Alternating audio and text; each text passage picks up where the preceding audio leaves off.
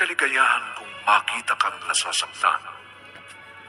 Good Dito pa rin, afternoon, Rian. sa ating natatanging duna, Namili po ang anak ng alaga ko ng mga gulay at kailangan namin. Ayan. So, start na naman tayo. At ito yung ating rest for 1 hour na lokay mat. At gumawa din tayo ng chisong masa. Yes po, konti lamang kasi 2 lang naman kaming kakain ni Mama. At magluluto ako ng shorba. Oh, Ayusin muna natin itong grocery. Yan na lang ba ang gagawin mo sa araw-araw? Ang umiyak? Hinay, napakasakit po na nangyari. Pero wala na tayong magagawa, anak. Wala na yung taong tanging inaasahan ko na tutulong sa akin. Oo nga. Pero hanggang doon na lang ang buhay ni Wilson. Na-aksidente yung kotseng sinasakyan niya. Bumangga yun. At dahilan na rin na maaga niyang kamatayan. Napakahirap tanggapin yun, Nay. Paano na ako? Nangako siya sa akin na siya ang bahala. Hindi niya ako pababayaan. Kaya lang, wala na siya. Pakiramdam ko ngayon, parang na rin ako namatay. Huwag ka magsalita ng ganyan. Anak, kailangan pa kita. Pero sa magiging buhay ko, sa magiging kapalaran ko, parang na rin ako mamamatay. At hindi ko tiyak kung kakayanin ko ang buhay. Na wala yung tao nagpapalakas na loob ko. magandang araw po, Aling Beatriz. Magno, ikaw pala. Maupo ka. Salamat. Sandali at tatawagin ko si Sofia para magkausap kayo. Naparito ako hindi lang para makausap siya. Ha? Para ano? Susunduin ko na siya. Sasama ko na siya sa pag-uwi ko ng bahay.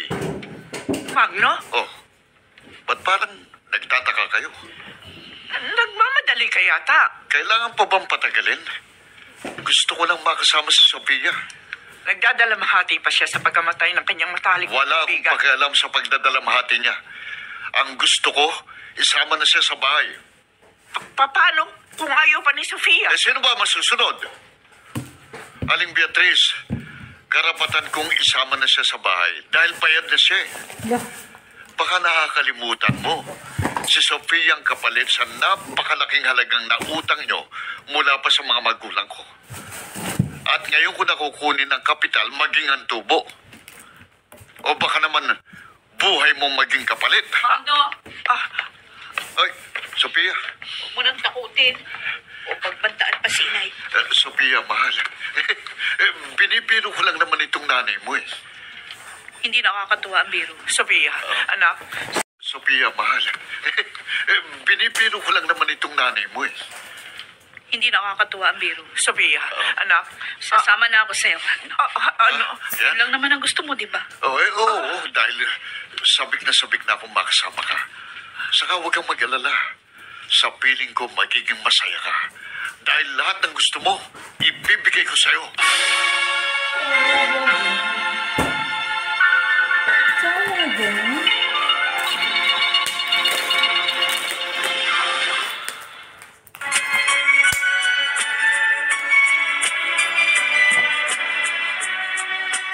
At ngayon, balikan natin ang tampok na kasaysayan sa ating dulang.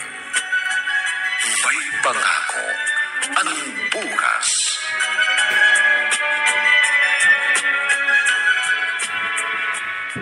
Salamat at agad kang nakarating, Arman. Ayon sa doktor, kailangan na masalinan ng dugo si Darwin dahil bumababa ang bilang ng kanyang platelet. At ikaw lang ang alam kong makatutugma sa tipo ng kanyang dugo. Tatay Victorio, nalilito pa rin ako sa mga nangyayari. Nagsinungaling sa'yo si Christine. Ayaw niyang malaman mo na nagkaanak kayo.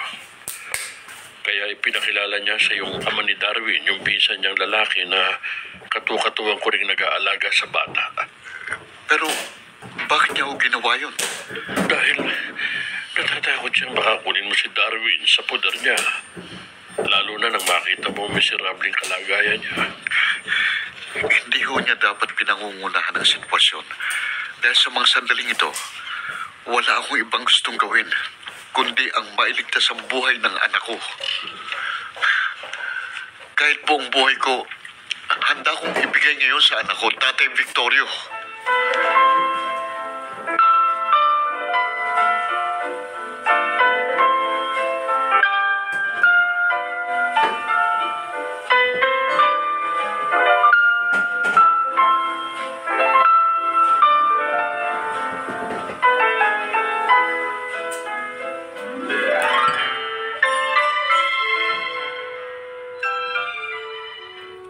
Natatandaan mo yung gabing paulit-ulit kong ibinigay sa'yo ang aking sarili bago ako ganap na lumayo? Oo, si Darwin na naging bunga nun. Ngayon, sumbatan mo akong muli dahil bukod sa hindi ko pagsipot sa ating kasal, pinagkait ko rin sa iyong karapatan mong malaman na nagkaanak tayo pagkatapos ng gabing yon. Hindi kita susumbatan dahil mahal kita, Christine. Hindi na tayo dapat maghiwalay. Huwag mong lokohin ang sarili mo, Arman. Sinasabi mo lang yan dahil naaawa ka sa kalagayan ko at ni Darwin. Total, tapos na ang pagkakawang gawa mo sa anak ko. Pwede ka nang umalis. At ang kaisa-isa kong pakiusap, huwag ka nang babalik. Ganyan na ba talaga karamot ang puso mo? Kaya mo nang isakripisyo pati isipan at kinabukasan ng anak mo. Hindi mo siya dapat idamay sa galit mo sa mundo dahil lang sa sinapit mo. Karapatan din niyang magkaroon ng isang maayos na buhay. Ngayon, lumalabas sa bibig mo na nagkaka-interes ka sa anak ko. Kung yan ang interpretasyon mo sa mga sinasabi ko, wala na akong magagawa. Itong rep, okay na. Ito. Pero gusto kong malaman mo Ito na. na kung hindi mas madali ang naging paglimot ko noong magkalayo tayo, mas magiging mahirap ngayon sa akin ang sitwasyon. Dahil dalawa na kayo ng anak natin na hindi mawawala sa isip ko. Umalis ka na, Arman. Umalis ka na. Ayoko nang marinig ang iba mo pang sasabihin.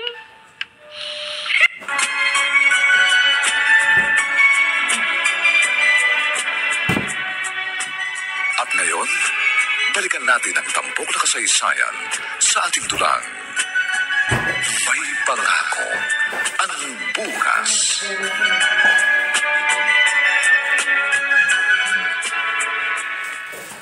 Siguro naman, masaya ka na sa buhay mo ngayon. Ha, Magdo? Dahil kasama mo na siya. Si Sofia ba ang tinutukoy mo? Eh, sino pa ba? Di ba siya lang naman ang nagpapaligaya sa'yo? Pero kulang, Watson. Ha? Bakit? Anong kulang? Ang pagmamahal niya. Hindi pa niya kayang ibigay sa akin. Pasasaan ba't ibibigay rin niya yun ang buong buo sa'yo? Kapag nangyari yun, masasabi ko ng ganap ng kaligayahan ko.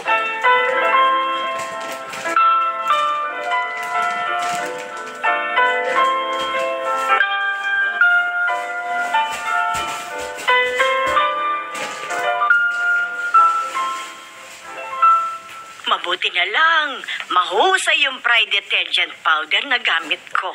Kaya madali ako natapos sa paglalaba. Oh, dinala na kita ng pagkain, Sofia. Yun ang utos sa akin ni Sir Magno. Niya yun ang buong buo sa'yo. Kapag nangyari yun, masasabi ko ng ganap ng kaligayahan ko.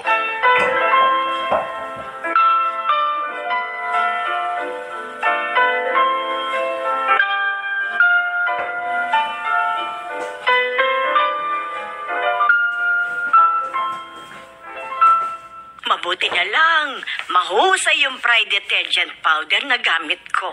Kaya madali ako natapos sa paglalaba.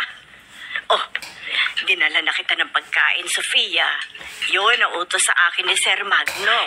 Manang Adela, hinayaan niyo na lang po sana akong lumabas ng kwarto. Ako sinunod ko lamang ang utos ni Sir Magno. Sabi niya kasi, masama ang pakiramdam mo. Eto, nagluto ako ng sinangag. Maraming bawang yan. Yun kasi ang gusto ni Sir Magno sa sinangag. Maraming bawang. La, nasuka. Sofia? Bakit? Bigla ako nasuka dahil po sa amoy ng niluto niya. Hindi mo gusto ang amoy nitong sinangag ko? Opo, parang bumaligtad yung sikmura ako. Ay, ganun ba? Sandali. Pahawak nga ng kamay mo. Eto po. Bakit po? Pupulsuhan lamang kita. May problema ba? Aba, mabilis ang pintig ng pulso mo, Sofia!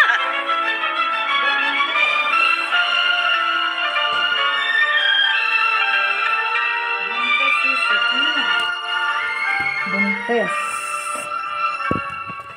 Buntes si Sofia? Opo, Sir Magno. Iyon ang pakiramdam ko. Imposible. Hindi po kayo masaya na nagdadalang tao ang asawa ninyo? Hindi. Bakit po? Ayaw niya bang magkaroon kayo ng anak?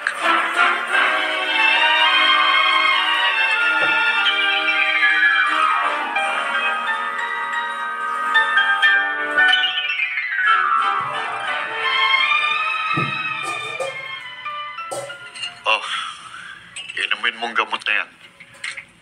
Bakit ko iinumin yan? Dahil maputla ka. Kulang ka sa resistensya. Gusto mo pa akong gawin tanga? Alam ko kung para saan ang gamot na yan, ano? Gusto mong mawala yung pinagbubuntis ko. Ano? Natahimik ka dahil tama ako. Gusto mong makunan ako? Oo! Dahil alam kong hindi sa akin ang ipinagbubuntis mo. Kaya dapat lang na mawala yan.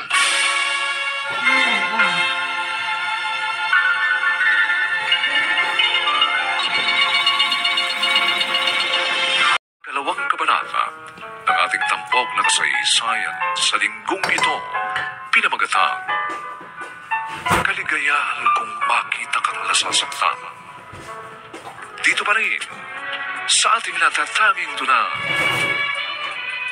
may pangako ang bukas.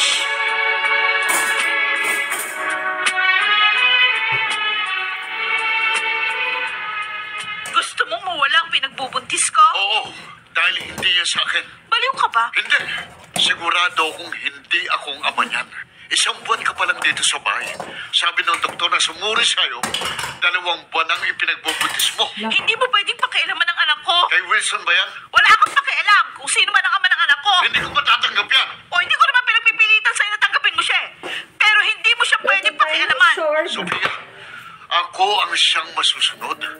Pagmamayari na kita. O siguro yung katawan ko. Pero hindi kailanman ang buhay ko. Lalo na ang pagmamahal ko. Dahil kahit kailan, hindi yung kasama sa nabayaran mo. Ayaw mong sundin ang gusto ko.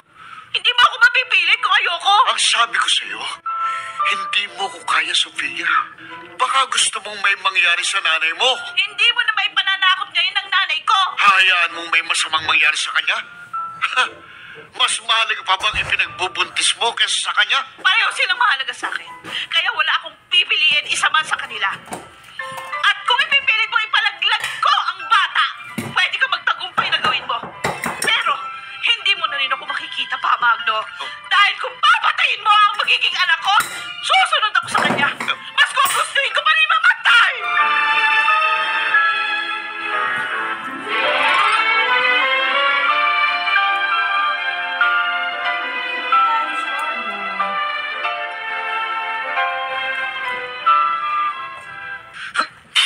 Ay!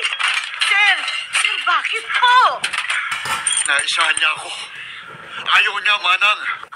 Hindi ko raw pwedeng pakialaman ang ipinagbubuntis niya. Sir, mali naman po talaga ang ibig ninyo. Ano? At saka anak po yun ni Sofia. Hindi siya papayag na mawala yun. Hindi ko anak ang ipinagbubuntis niya. Malamang kay Wilson yun. Ang namatay niyang Ewan ko. kasintahan. Ang pagkakaalam ko, kaibigan niyang matalik. Baka yun lang ang sinabi niya. Pero ang totoo, magkasintahan sila. Kahit anong pang totoo sa nakaraan nila. At kahit wala ng lalaking nakabuntis sa kanya, hindi ko pa rin matatanggap ang ipinagbubuntis niya.